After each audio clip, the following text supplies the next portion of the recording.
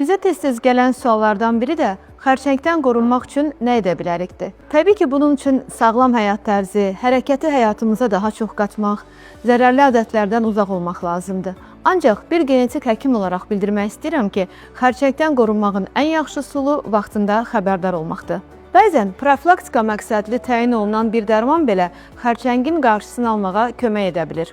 Bəs kimlər xüsusi diqqətli olmalıdır? Xüsusilə ailəsində gənc yaşlarda, 50 yaşın altında süd vəzi, yumurtalıq, mədə, pankreas, bağırsaq xərçəngi kimi xəstəliklərlə üzləşmiş olan şəxslər xüsusi diqqətli olmalıdırlar. Genetik testlərin aparılması çox sadədir. Bunun üçün öncəliklə konsultasiyaya gəlməniz vacibdir. Konsultasiya nəticəsində biz uyğun testləri sizə təyin edirik və siz sadəcə qan nümunəsi verirsiniz. Nəticələri əldə etdikdən sonra yüksək risk qrupunda olan şəxsləri müvafiq olaraq yoxlanışlara göndəririk. Unutmayaq ki, xərçəng yalnız müalicə olunmur, eyni zamanda qarşısı da alına bilir.